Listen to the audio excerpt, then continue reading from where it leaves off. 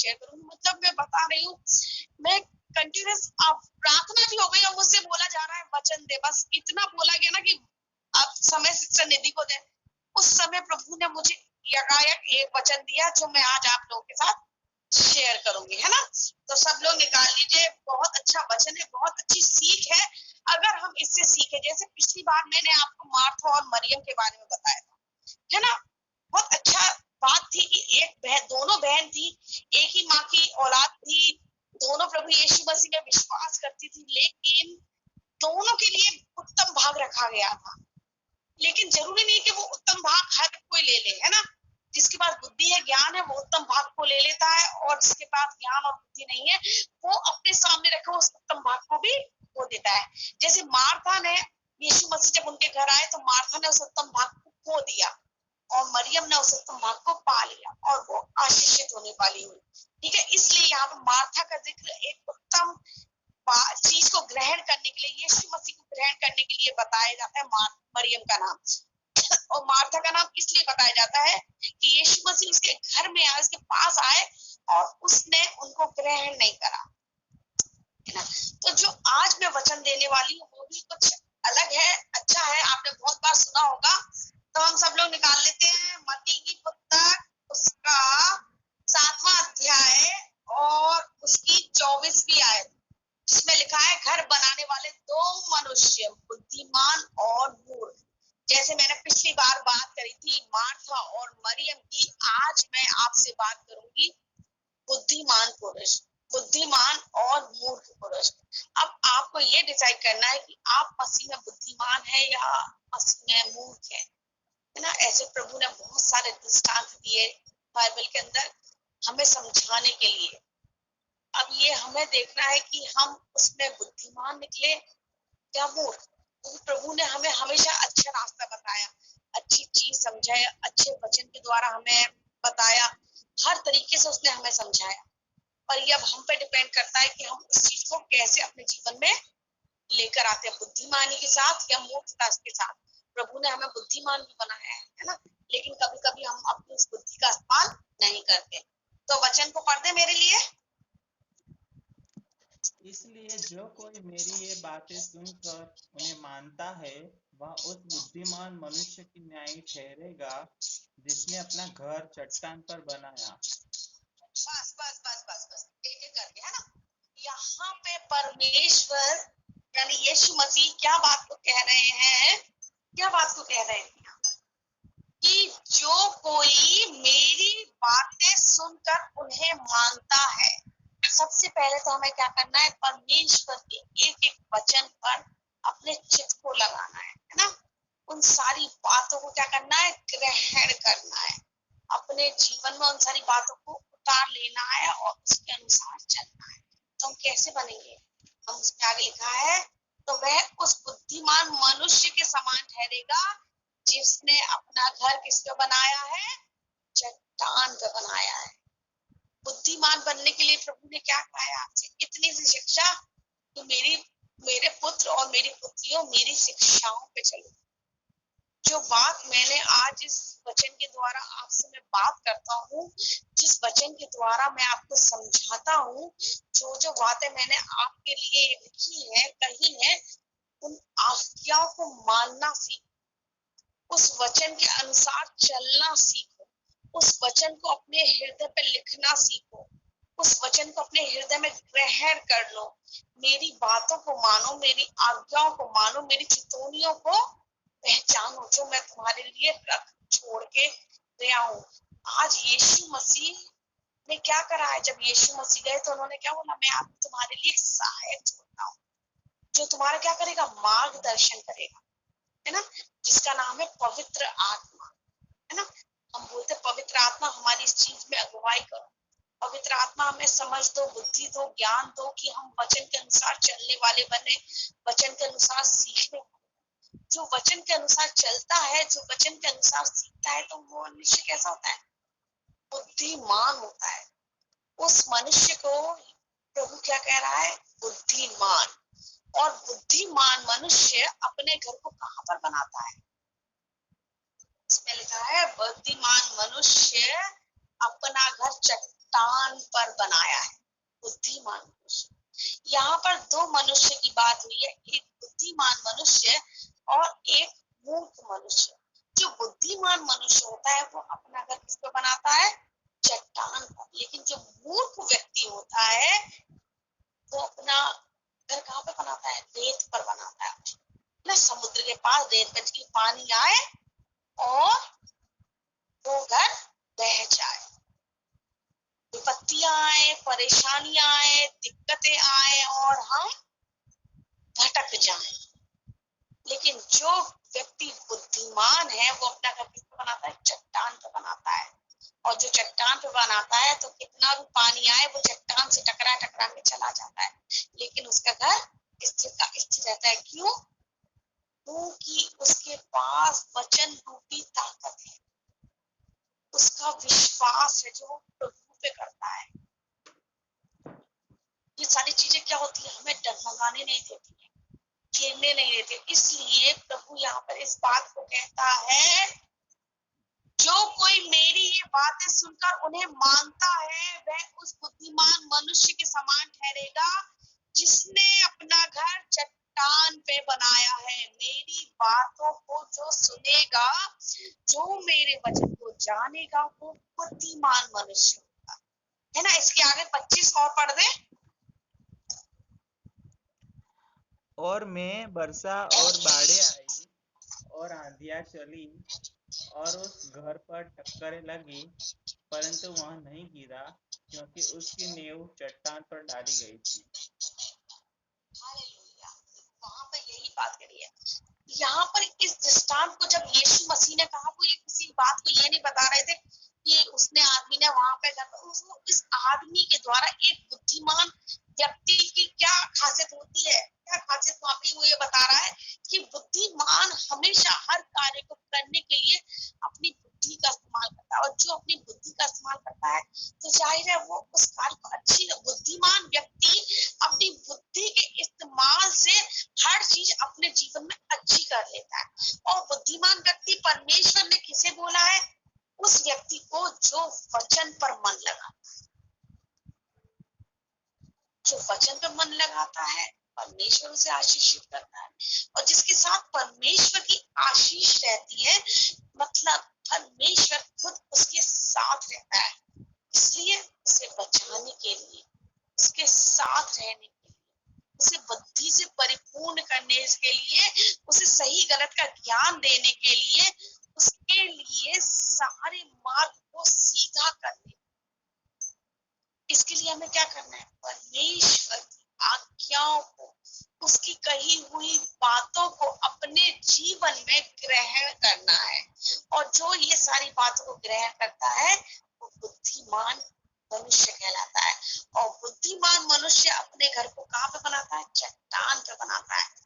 हमारा परमेश्वर कहाँ पे आया करता था? चट्टान पे आया करता ना। सीने पहाड़ पे उसने मूसा से बात की, हेरो पर्वत पे बात की। कहाँ पर? ऊंचाई पे विराजने वाला परमेश्वर है ना। कहाँ पर? ऊंचाई पे विराजने वाला परमेश्वर है ना। उसका वो कहाँ रहता है हमारा परमेश्वर? हम बोलते स्वर्ग में विराजमान है हमारा परमेश्वर। और स्वर्ग कहाँ है? पृथ्वी के ऊपर है ना। यानी वो परमेश्वर सर्वोपरि, सर्व बुद्धिमान, सबसे बड़ा ज्ञाता है ना। इसलिए उसने मनुष्य के लिए क्या बोला कि जो बुद्धिमान मनुष्य है वो अपना घर किस पे बनाता? चट्टान पर। चट्टान कैसी होती है? ऊंचाई पे होती है। ऊंचाई होता है पहाड़ जैसा होता है, उसे तो हम चट्टान बोलते हैं, पहाड़ को हम चट्टान बोलते हैं, है ना। उस पर अपना घर बनाता है। और पहाड़, समुद्र की एक सीमा होती है, वहां तक वो बहता है, उससे ऊपर वो नहीं जाता है ना। तो जब एक बुद्धिमान मनुष्य अपना घर चट्टान पे बनाता है तो क्या कोई समुद्र या कोई बाढ़ उसे डुबो सकती है? कभी भी नहीं। और आगे लिखा है, जब हम 25 की आयत पढ़ते हैं, और मेघ वर्षा और बाढ़ें आई और आंधियां चली और घर से टकराई, फिर भी वह नहीं गिरा, क्योंकि उसकी नींव किस पर डाली गई थी? चट्टान पर डाली गई। बारिश आई, बहुत बारिश पड़ी, बारिश चट्टान पे गिरती है, लेकिन पानी ऊपर से नीचे बहकर नीचे आता है, ना कि ऊपर उस घर पे टिका रहता है। ठीक है। और आंधियां भी चली, लेकिन उस घर का कुछ नहीं हुआ। और क्या, बाढ़ें भी आई, पानी भी बरसा, लेकिन घर से टकराई पर कुछ भी ना हुआ। क्यों? क्योंकि वो मनुष्य बुद्धिमान था। उसने अपने घर की नींव किस पे डाली थी? चट्टान पे डाली। चट्टान पर अपना घर बनाया था, जिससे जब भी ये सारी चीजें हो, मेरे घर को कुछ भी हानि ना हो। और 26वां जब वचन, पहले मैं आपको पूरा ये पढ़ देती हूँ, फिर मैं आपको उसका बताऊंगी। परंतु जो कोई मेरी ये बातें सुनता है और उन पर नहीं चलता, तो वह उस निर्बुद्धि मनुष्य के समान ठहरेगा, जिसने अपना घर बालू पर बनाया, जैसा कि मैंने आपको बताया था। इसमें आगे क्या लिखा है? जब जो कोई मेरी ये बातें सुनता है और उन पर नहीं चलता। देखिए, एक व्यक्ति था जो परमेश्वर की बात को मानकर उस पर चलता है, जिसने अपना घर किस पे बनाया? चट्टान पर।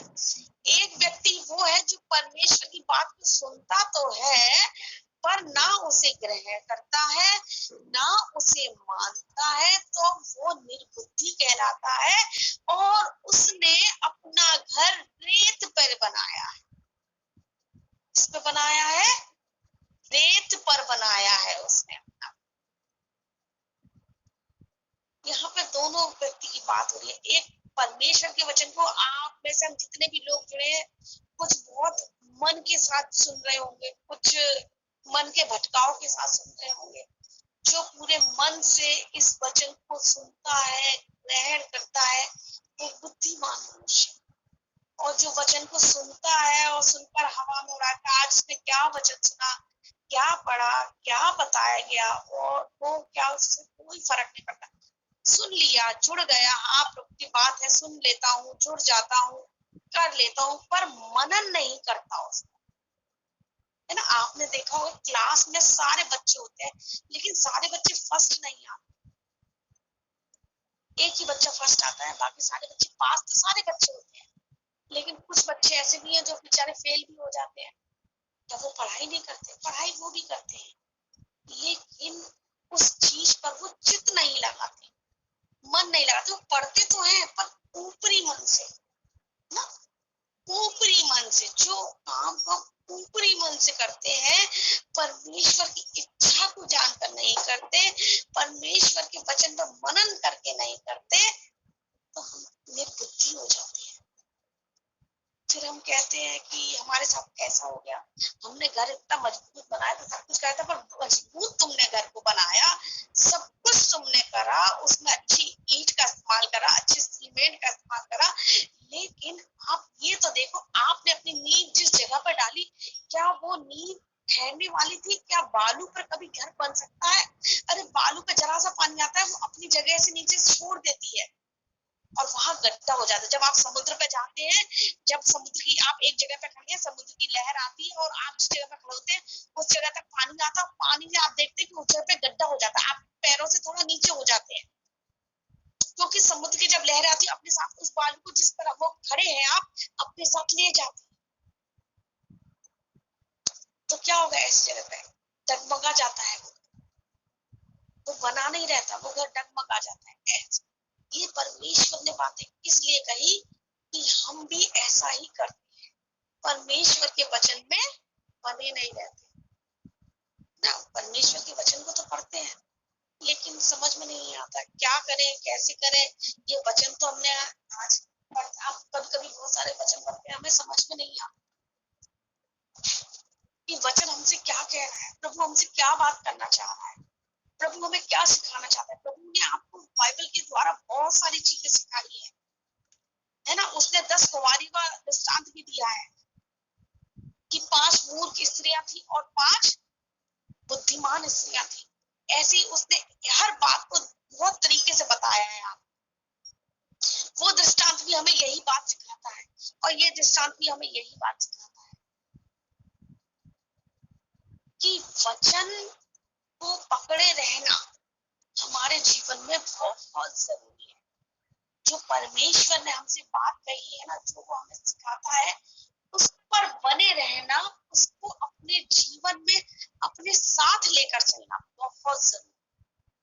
अगर हम वचन को नहीं पहचानते, वचन को नहीं जानते, वचन को नहीं समझते, तो हमारा जीवन व्यर्थ है। हम कैसे निर्बुद्धि ठहरेंगे?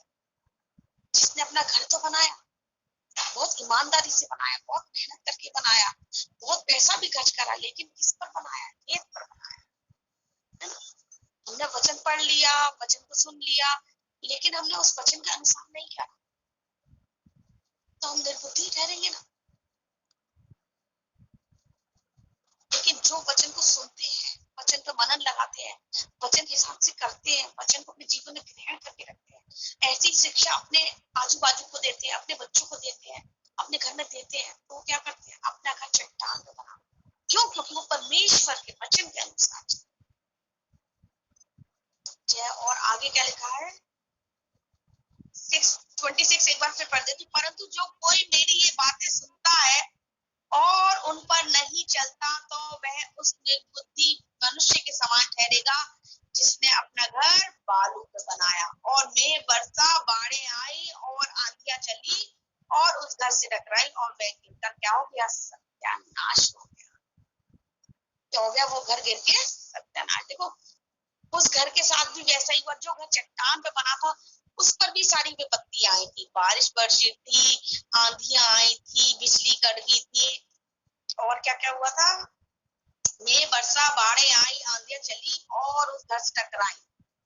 ये सारी चीजें जो चट्टान पे घर बना था उसके साथ भी हुई, और जो बालू पे घर बना था उसके साथ, जो बालू पे घर बना था उसके साथ भी हुई। लेकिन कौन बचा? वो बचा जिसने अपना घर चट्टान पे बनाया, क्योंकि वो निर्बुद्धि नहीं था ना, वो बुद्धिमान था, तो उसने परमेश्वर के वचन को ग्रहण करा। हमें अपने जीवन में ये देखना है कि हम वचन को सुन तो रहे हैं, तो क्या हम उस वचन के अनुसार कर रहे हैं? आज हम इतने सारे लोग जुड़े हैं, क्या आप सच में बुद्धिमान हैं? क्या आप वचन को अपने जीवन में लेके चल रहे हैं? क्या वचन को आपने अपने जीवन में ग्रहण करा हुआ है?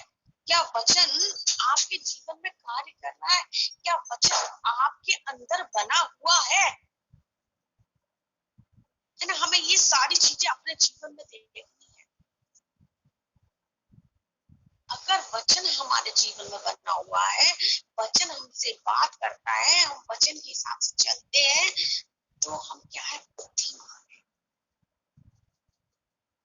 और आगे लास्ट वचन में क्या है? जो 28 है, लास्ट में लिखा है, जब यीशु ने ये बातें कह चुका, तो ऐसा हुआ कि भीड़ उसके उपदेश से क्या हुई? चकित हुई, क्योंकि वह उनको शास्त्रियों के समान नहीं, परंतु अधिकारियों के समान उन्हें उपदेश देता। यीशु मसीह ये नहीं कहता कि मेरी बात मानो, मेरी बात ऐसा करो, ऐसा। वो डायरेक्टली उन्हें उपदेश देता था। जैसे टीचर होती है, वो कहती है, बस ये नहीं कहती कि तुम्हारा बच्चों मन हो तो करो, नहीं हो तो मत करो, वो ये नहीं कहती। यीशु मसीह डायरेक्टली अपनी बात को सीधे सीधे कह देता था कि ये बात तुम्हें करनी है। जब हम स्कूल में जाते हैं, टीचर होती है, हमें बोल देती है, ये होमवर्क आज तुम्हें करके लेकर आना है, तो बच्चे करके लेकर जाते हैं, और जो नहीं करके लेके जाता वो मार डांट लगती है, उसकी पिटाई लगती है ना? और टीचर की नजरों में क्या होता है? वो बुद्धू बच्चा बन जाता है, निर्बुद्धि जिसे कहते हैं, है ना? लेकिन जो बच्चे को टीचर काम देती है, वो बच्चा समय से उस काम को करता है, और हर प्रतिदिन उस काम को टीचर के पास लेकर आता है। टीचर जो जो होमवर्क देती है, वो उस काम को कंटिन्यूस हर दिन करता है, और करके लेकर जाता है, याद करता है। तो टीचर की नजरों में बच्चा कैसा बनता है? होशियार, बुद्धिमान। टीचर उसे पसंद करने लग जाती है। ये मेरी क्लास का इंटेलिजेंट बच्चा है। जब कोई बात होती है, टीचर क्लास में उस लड़के को खड़ा करती है, उसके लिए तालियां बजवाती है, क्योंकि वो एक होनहार स्टूडेंट होता है ना? बुद्धिमान विद्यार्थी, जिसे हर टीचर पसंद करती है। क्यों? क्योंकि वो ड्राइंग में भी अच्छा होता है, वो इंग्लिश में भी अच्छा होता है, वो हिंदी में भी अच्छा होता है, वो हर चीज में अच्छा होता है। निपुण जिसे कहते हैं हम, निपुण, परिपूर्ण, हर चीज में परिपूर्ण।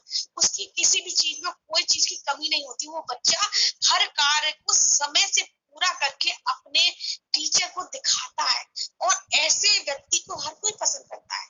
टीचर भी उसको पसंद करती है। कोई भी चीज होती है स्कूल में, कोई भी एक्टिविटी है, टीचर सबसे पहले उस होशियार बच्चे को लेना चाहती है। क्यों? क्योंकि उसे पता होता है कि इस बच्चे को अगर मैं ये कार्य दूंगी, तो ये बच्चा इस कार्य को बहुत अच्छे ढंग से कर पाएगा। मैं इसे जानती हूँ,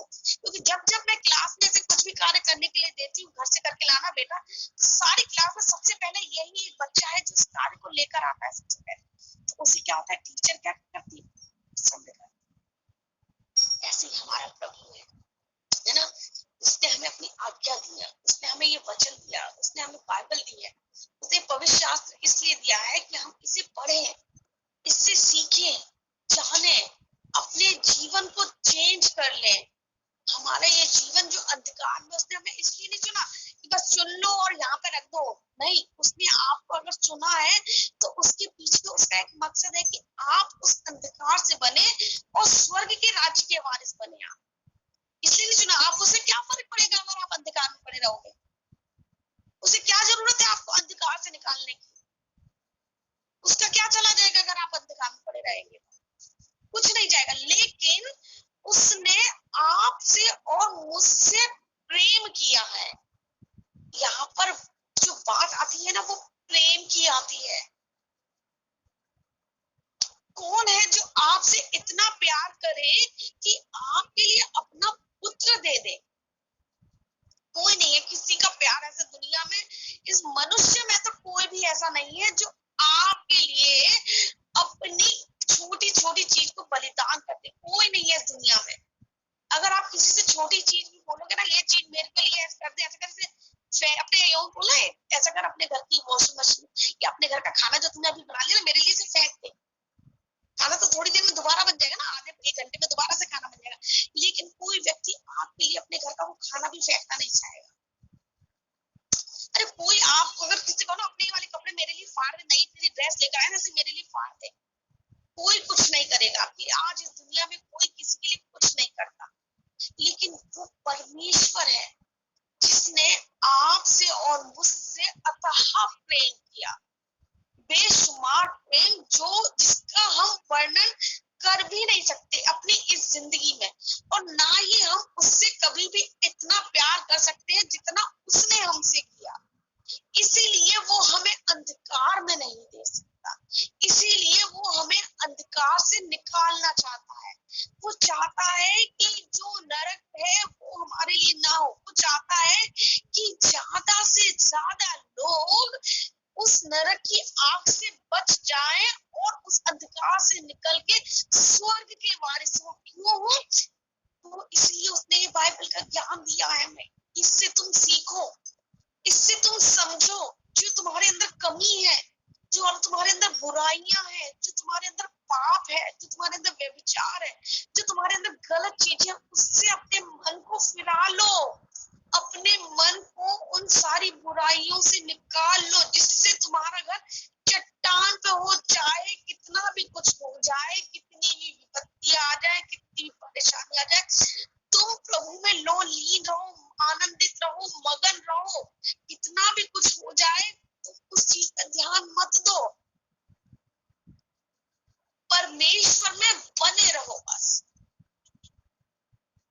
वो क्या चाहता है हमें स्वर्ग में देखकर, मन में जब एक व्यक्ति जो अंधकार में होता है और वो जब यीशु मसीह में आता है ना, तो बहुत स्वर्ग में बहुत खुशियां मनाई जाती है कि मेरा एक और बच्चा जो अंधकार में था, जो गलत रास्ते पे चल रहा था, जो मुझसे देखा नहीं जा रहा था, आज मेरा वो बच्चा आ गया है लौट कर, उस अंधकार से निकल आया है। हमारा खुद का बच्चा सपोज कर कुछ गलत चीज कर दे, कुछ पाप कर दे, कुछ ऐसी चीज में फंस जाए जो हम देख नहीं सकते, और वो बच्चा सुधर जाए, है ना, प्रभु में आगे बढ़े। सोचो एक ऐसा बच्चा जो शराब पीता हो, नशा करता हो, हर बुराई उसमें हो, वो व्यक्ति सुधर कर परमेश्वर के राज्य में कार्य करे, परमेश्वर के राज्य के लिए अच्छा वचन बताने वाला बने, वो परमेश्वर के खुदा दास बने, याजक बने, वो पास्टर बने, अपोस्टल बने, कुछ भी बन जाए अचानक ऐसा, प्रभु उसे इतना बड़ा है, उसे अंधकार। तो आप सोचो आपके जीवन में उस समय की खुशी क्या होगी कि मेरा ये बेटा इतना बुरा था और ये यहाँ से निकल के आज यहाँ आ गया है।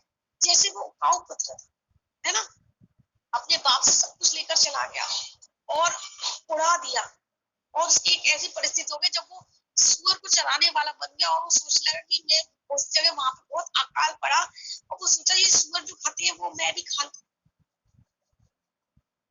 लेकिन उस समय उसने अपनी बुद्धि का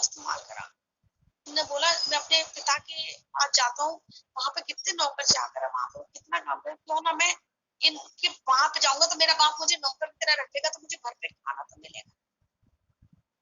और जब वो लौट कर आता है, जब वो लौट कर आता है ना, तो वो चल के पैदल पैदल आ रहा होता है। और उसके जब पिता को पता चल जाता है ना कि मेरा बेटा आ रहा है, वो अपने क्या कहता है, वो भागता भागता अपने बेटे के पास जाता, भागता भागता। ऐसे ही हम जब अंधकार में होते हैं ना, और लौट कर हम अंधकार से निकालता है प्रभु हमें, और जब हम परमेश्वर की तरफ आते हैं तो हम धीरे धीरे चल जाते हैं। क्यों? क्योंकि हम अपने पाप में घिरे होते हैं, अपने पाप से इतने ज्यादा शर्मिंदा होते हैं ना, तो हम उस चीज को करने के लिए कि हम इतने बुरे हैं, हमें अपने पाप दिखाई देते हैं, अपनी गलतियां समझ में आती है, तो हम परमेश्वर को ना धीरे धीरे कदम बढ़ाते हैं। लेकिन जो प्रभु हमें इतना प्यार करता है ना, वो हमारी तरफ तेजी से भाग कर आता है और हमें अपने गले से लगाता है कि मेरा बेटा ये जो भटक गया था, ये भटकी हुई थी, गलत रास्ते पर चल रही थी, गलत चीजें कर रही थी, आज ये उससे निकल कर मेरे पास आई है, तो मैं इसका घर रेत पे नहीं बनने दूंगा, मैं इसका घर चट्टान पर बनवाऊंगा, जिससे चाहे कुछ भी हो जाए, मेरा बच्चा गिरे ना, इसका घर ना टूटे, इसे किसी विपत्ति या किसी परेशानी का सामना ना करना पड़े। इतना प्यार करता है परमेश्वर, इसलिए उसने यहाँ पर दो व्यक्तियों का बारे में बताया, बुद्धिमान और मूर्ख। आज इस दुनिया में अन्य जाति लोग इतने सारे हैं जो निर्बुद्धि है, जिन्हें कुछ भी ज्ञान नहीं है, कुछ भी समझ नहीं है, वो कुछ भी कर रहे हैं। लेकिन परमेश्वर ने हमें बुद्धिमान बनाया है, उसने हमें उस अंधकार से निकाला है, उस बुराई से बचाया, उसने हमारे घर को चट्टान पर बनवाया है कि कितना भी कुछ हो जाए तुम उस सबसे बचे रहो, मैं तुम्हें उन सबसे बचा के रखता हूँ, मैं तुम्हारे घर को अपने हाथों से कवर करके रखता हूँ, कोई विपत्ति परेशानी कोई भी कैसी चीज तुम्हारे घर को नुकसान ना पहुंचे, चाहे कितनी भी आंधियां चल जाए, चाहे कितना भी पानी पड़ जाए, चाहे कितना भी तूफान आ जाए, पर तुम्हारे घर को मैं कुछ भी हानि ना होने दूंगा, क्योंकि उसका रखवाला कौन होता है? उसका रखवाला परमेश्वर होता है, और जिसका रखवाला परमेश्वर होता है ना, उसको कुछ भी परेशानी या विपत्ति नहीं हो सकती। तो यहाँ परमेश्वर हमें दो चीजों के बारे में बताया है, एक बुद्धिमान मनुष्य और एक निर्बुद्धि मनुष्य। निर्बुद्धि मनुष्य क्या होता है और बुद्धिमान मनुष्य क्या होता है, ये दोनों चीज आप मेरे को लगता है बहुत अच्छी तरह से समझ गए हैं। अब हमें ये देखना है कि हम बुद्धिमान हैं या निर्बुद्धि है, हम उस परमेश्वर के प्यार को समझ पाए हैं कि नहीं समझ पाए हैं, जो उसने हमारे लिए किया है। मन में बाइबल के आप कोई से भी वचन को पढ़ लो, कुछ भी पढ़ लो, हर चीज में परमेश्वर का जो कहते हैं ना, बाइबल का पूरा जो सार एक वचन पा रहा है कि उसने जगत से इतना प्यार किया कि अपना इकलौता पुत्र दे दिया, ताकि जो कोई उस पर विश्वास करे वह नाश ना हो वरन अनंत जीवन पाए। मन में ये एक वचन, उस परमेश्वर का अद्भुत प्यार आपकी और मेरे लिए,